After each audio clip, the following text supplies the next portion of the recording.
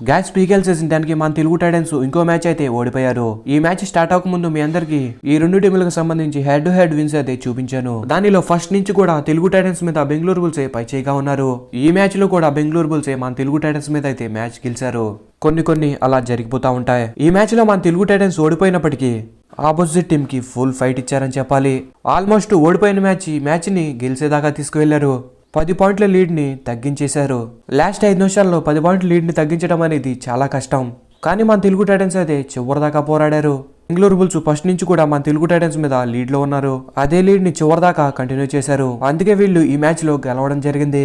లేదు ఒకవేళ ఈ మ్యాచ్ పోటాపోటీగా ఉంటే ఖచ్చితంగా ఈ మ్యాచ్ లో మన తెలుగు టైటన్స్ గెలిచి ఉండేవారు. ఫస్ట్ హాఫ్ స్కోర్ వచ్చేసరికి బెంగళూరు బుల్స్ 16, తెలుగు టైటన్స్ 12.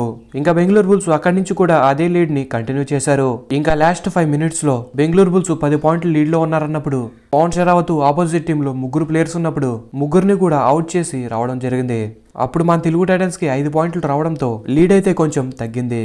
ఇంకా నెక్స్ట్ పెద్దగా టైం లేకపోవడం వల్ల కంబ్యాక్ ఇవ్వడం చాలా కష్టమైపోయింది. ఇంక ఈ మ్యాచ్ లో ఫుల్ టైం స్కోర్ వచ్చేసరికి బెంగళూరు బుల్స్ 33, తెలుగు టైటన్స్ 31. 2 పాయింట్ల తేడాతో అయితే మన తెలుగు టైటన్స్ బెంగళూరు బుల్స్ మీద ఓడిపోయారు. ప్రతి మ్యాచ్ లో కూడా సూపర్ టైం చేశాడు. ఆల్మోస్ట్ మన తెలుగు టైటన్స్ అయితే మ్యాచ్ ని గెలిపించేదాకా తీసుకెళ్లాడు. కానీ బ్యాడ్ లక్ మన తెలుగు టైటన్స్ అయితే ఈ మ్యాచ్ లో ఓడిపోయారు. ఇంకా డిఫెన్స్ లో అజిత్ పవార్ అదర్ కొట్టేశాడు. భరత్ లాంటి టాల్ రైడర్ ని కూడా వాక్ లైన్ మీదే ట్యాకిల్ చేసేశాడు. ఇంకా వికాస్ ఖండోలా, నీరజ్ నర్వాల్ అయితే తన ముందు రైడింగ్ చేయడానికి భయపడ్డారు. ఈ కుర్రాడు ఖచ్చితంగా ఫ్యూచర్ లో మంచి ప్లేయర్ అవుతాడు. పవన్ ఇంకా అజిత్ పవార్ తప్ప ఇంకా మిగతా ప్లేయర్స్ ఎవరు పెద్దగా పర్ఫార్మెన్స్ అయితే చేయలేదు. మన తెలుగు టైటన్స్ ఈ మ్యాచ్ లో ఖచ్చితంగా ఓడిపోవడానికి మెయిన్ గా రీజన్ అయితే ప్లేయర్స్ అందరూ కోఆర్డినేషన్ తో పర్ఫార్మెన్స్ చేయకపోవడం వల్లనే.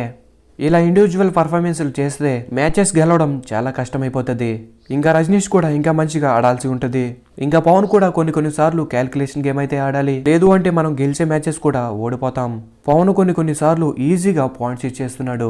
ఇంకా అలాగే క్రూషియల్ టైంలో అవుట్ అయిపోతున్నాడు. ఇలాంటి మిస్టేక్స్ ని నెక్స్ట్ మ్యాచెస్ లో సరి చేసుకుని వస్తే ఇక ముందు జరగబోయే మ్యాచెస్ లోనైనా మన తెలుగు టైటన్స్ గెలవడానికి అవకాశం ఉంటుంది. Thanks for the watch. Have a nice day.